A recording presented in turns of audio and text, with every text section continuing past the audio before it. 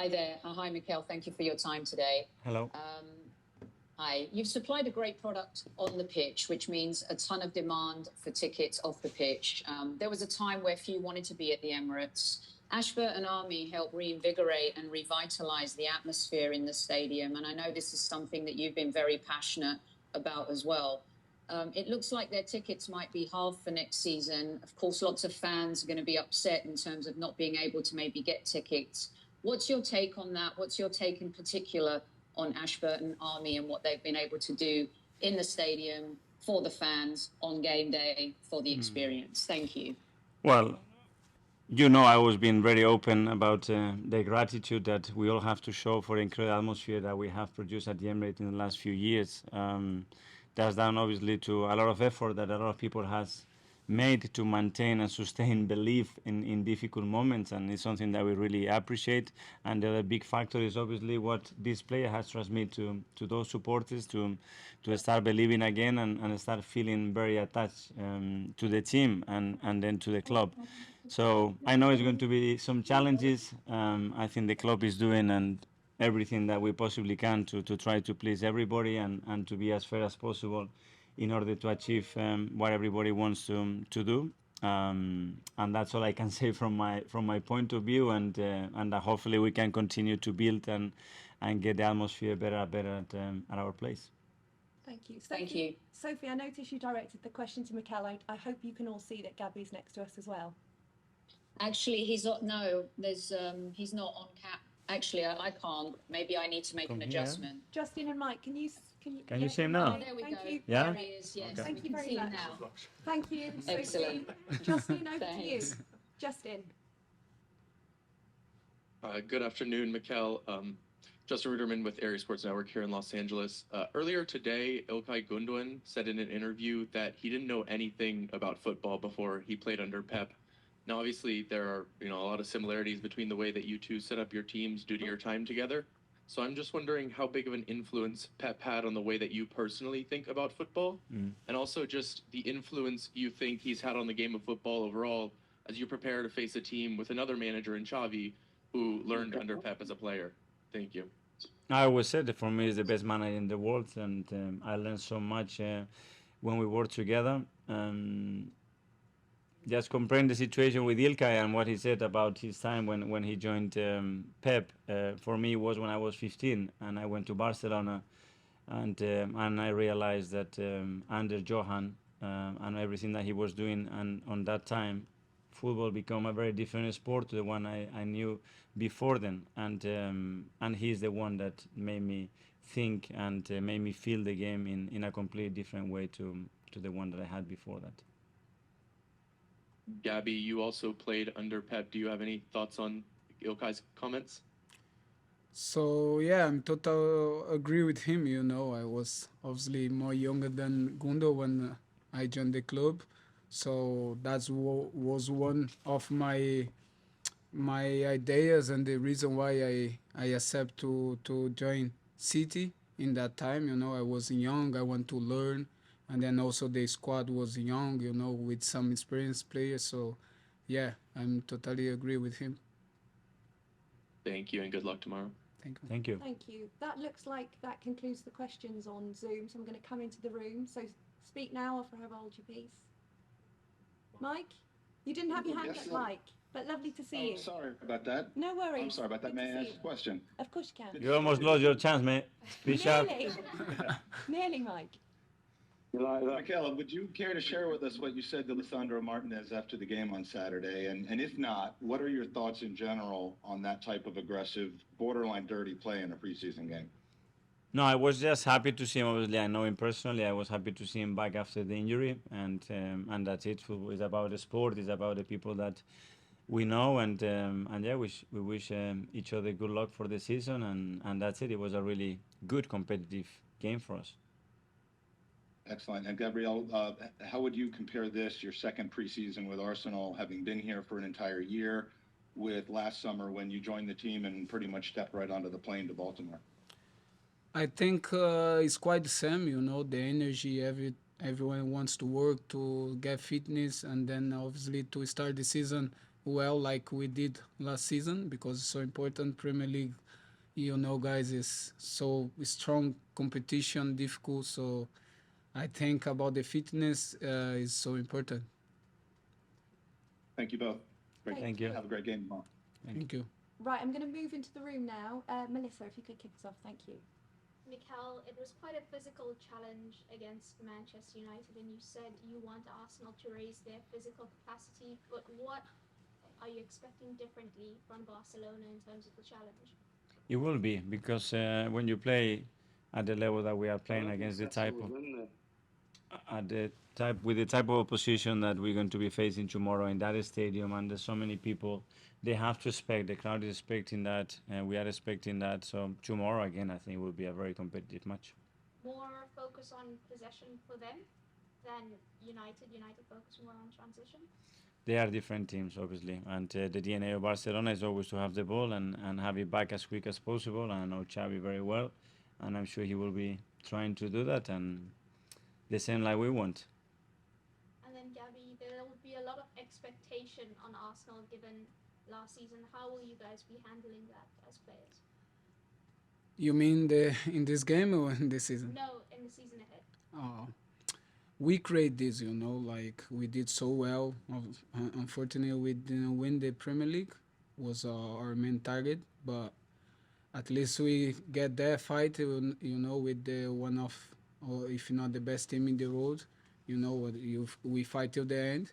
So I think he'll be the same energy, you know. Now I think people believe more in us because you know the work we put in the on the pitch last year was top, and then obviously everyone here wants to continue and to increase the level again. Kaya? Gabby, with your knee injury last year and the fitness, obviously you came back and played for a few months, but I'm sure it takes time to get into the rhythm again. How are you feeling now, and do you feel sort of back to your absolute physical day? Yeah, comparing with my injury on my foot 2017 is so different, you know. So this is my first injury, and I hope it's the last one on the knee. So now I'm suffering a little bit more than on my foot. So yeah, have been hard, but I'm working hard to get fitness and then come back strong. I think at the time of the recovery, I think you spoke about being a different animal when you came back. Is that the plan still? Do you Ye- feel like a different animal now? Yeah, for sure. I want to help. I want to work. You know, I want to learn from the mister with the players as well, and then for of course. Kaya? Strong from Mikel. Kieran Tierney came in against Man United, had a really strong second half. Obviously, Urian's come in and there's a lot of competition in the fullback spots going into this season. Is Kieran still part of your plans going forward? He's still an important player for you going forward into this season? It is. It is obviously in our plans, and as you said, he came out really well. It's not the first time. Every time he's played in preseason, he's been really good, and this is what we want: create competition in the team, raise the level of each individual, and that's going to be a huge benefit for the team to get to another level. Just another one on Emil. He's obviously been away with England, done really well. In the 21, this is sort of the first chance I've had to ask you since. What did you make of how he did with England? Really good. Georgia, and how happy are you to have him back? We're all really happy because we know that it's been a tough season for him. He's had a lot of difficulties to overcome. He had the opportunity to play with England at the end, and he put a lot of effort to get into that competition the best possible condition. And I think we were all very happy to see him leave that trophy. And you can see that produced something different. His energy, the way he's come back, is in a really good place, and it's great to see him back with us. And for Gabby, if that's okay. With Granit leaving, you're now the vice captain. How has that We changed? don't know yet. You don't know yet? Is that discussion that happened? Okay, so just in the leadership group, has anything changed for you? Is there sort of, have you felt you've had to step up with Granit leaving now within the group? I think nothing changed. You know, I'm a type of captain. I don't talk a lot, but I show with my actions. You know, I run, I fight, I want to win. You know, I put a lot of emotions in my gameplay. So yeah, he will obviously always try to help the young players. You know, I'm still young, but I think if you want everyone see me as a experienced player here, So yeah, I want to help everyone with my actions and speaking as well. Gabby, last season the team's success was based on sharing the goals around the team, whether it was midfield or wingers or yourself. Your role is so important to the team's overall play, but do you have a goal or a target for the number of goals you want this year? And do you feel that you may need to be more selfish to keep improving on your goal scoring record? Always in my life, I have been, I have only one target, you know, at the end, I celebrate everyone together with the title, win titles. That's my main target. Obviously, I want to score more because I think this will help to at the end get the target. But I don't mind, you know. Obviously, I want to score more, but I want to win titles, and then that's my main target. Because at your time at City, you obviously won titles there. You spent a few years with those players, and you've seen what's happened this summer. They've lost a couple of players. There's talk of maybe 3 or 4 more going, and that team being broken up. Here, you can feel that Arsenal are building a team. Do you feel that if last season was too early, that this team is now at the point where they are ready to win? Sorry, I don't understand. Do you feel that Arsenal have the momentum now and that they're building a team? Maybe Man City are coming to the end of a cycle. Looking from outside, you know, I think Arsenal did not start now. I think start years ago, and now it's like it's working paid. You know, like obviously it's coming more players to help us. You know, but we still have a lot of good players as well. So these players is coming to help, and then well, I think it's a very good problem for the mister, no? Just following on from that, really, maybe 12 months ago, we thought the gap between Arsenal and Manchester City was quite big, but with everything that you achieved last season, do you feel that gap is a lot smaller now than it was a year ago? Even before, I was feeling like this, you know, the gap was not that big. Obviously, they are together years, and then this make difference, and they are winning for years. That make difference also.